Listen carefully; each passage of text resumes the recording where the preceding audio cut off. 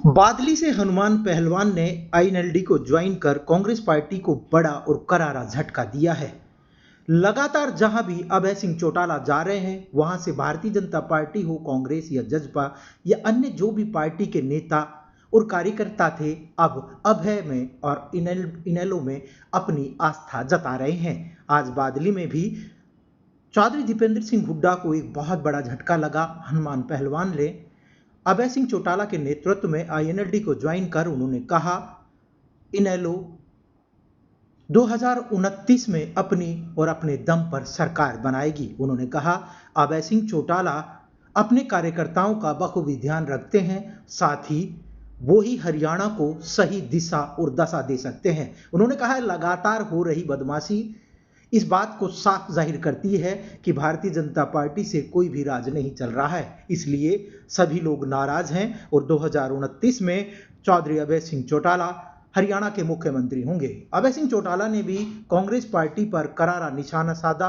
और उन्होंने साफ तौर पर कहा कि कांग्रेस पार्टी और भारतीय जनता पार्टी एक दूसरे का सपोर्ट कर रही है। उन्होंने कहा, इन दोनों बाप बेटा ने पूरे हरियाणा का बंटाधार कर दिया। साथ ही उन्होंने बताया कि जिस तरह से भारतीय जनता पार्टी से मिलकर उन्होंने भारतीय जनता पार्टी की तीसरी बार सरकार बनाई है, अब लोग इनसे कहीं ना कहीं नाराज है। साथ ही उन्होंने कहा, 25 तारीख को चौधरी देवीलाल की जो जयंती होगी, उससे हरियाणा की दशा और दिशा बदलेगी और लोग बड़े बदलाव की तरफ देख रहे हैं। उन्होंने कहा, लोगों के साथ जो छलावा हुआ है, अब लोग काफी परेशान हैं और इनेलो उनका एक ही विकल्प है। उन्होंने बादली हलके का भी जिक्र करते हुए कहा कि बादली में लगातार मैं हर गांव में घूम रहा हूं, यहां पर डॉक्टर्स, शिक्षा और टूटे हुए रोड, जल निकासी ज्यादा समय न लेकर के लगातार समस्या है।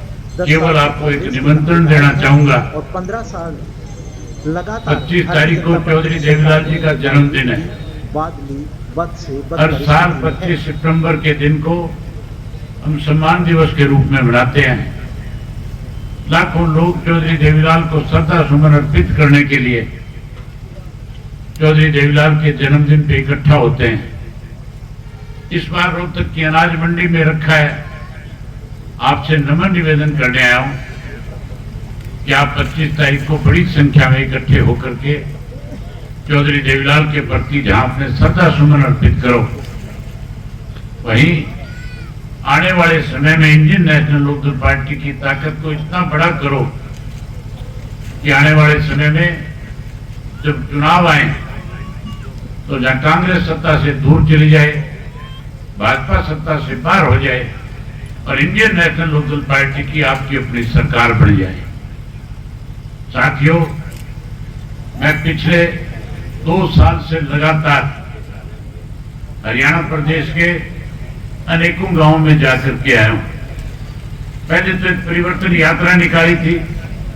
उस परिवर्तन यात्रा के तहत जहां 4200 किलोमीटर का सफर तय किया था, वहीं 2000 गांव, शहर और कस्बे में लोगों से मिला था।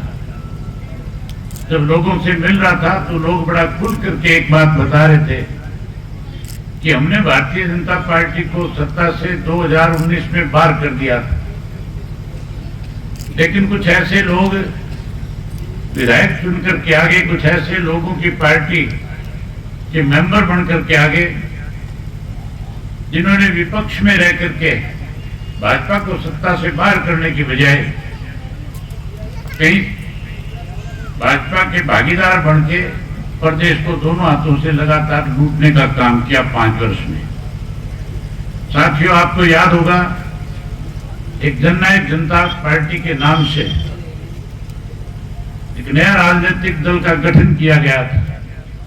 वो जननायक जनता पार्टी नहीं थी, वो जयचंदों का एक जमावड़ा था जो लूट और लूट के नाम पे राजनीति करके कहीं आगे बढ़ना चाह रहे थे। लोगों ने कहीं उन पे विश्वास कर लिया, भरोसा कर लिया, 10 सीटें जीत करके दे दी। भाजपा को 40 सीट मिली थी, 50 विपक्ष के जीत करके आए थे। असूलन तो सरकार विपक्ष की बननी चाहिए थी, लेकिन 10 जो जीत करके आए थे, जो ये कहते थे हम चौधरी देवीलाल की नीतियों को आगे बढ़ाएंगे, उन्होंने चौधरी देवीलाल की नीतियों को आगे बढ़ाने की बजाय साथियों भाजपा के साथ हाथ मिलाया और सत्ता में शामिल हो गए। 75 पार का नारा जो दे रही थी बीजेपी, कह रहे थे 75 पार को जमुना पार करेंगे। जमुना पार करने के बजाय चौधरी देवीलाल की नीतियों को गिरवी रख दिया, सत्ता में शामिल हो गए और 5 वर्ष तक दोनों हाथ से इस प्रदेश को लूटने का काम किया। अनेक घोटाले हुए, अगर एक एक का जिक्र करूंगा तो बहुत लंबा समय लग जाएगा। सबसे पहले धान का घोटाला किया। नमी के नाम के ऊपर किसान की जेब से 250 से 300 रुपए पर क्विंटल के हिसाब से निकाल लिए गए।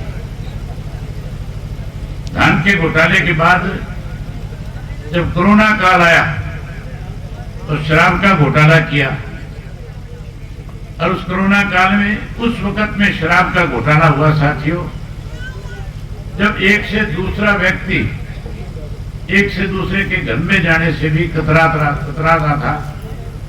रिश्तेदार टेलीफोन पे तो पूछ रहे थे कि सब ठीक ठाक है, लेकिन कोई किसी के घर पे दरवाजे पे जाकर के उस तक पहुंच नहीं कर पा रहा था।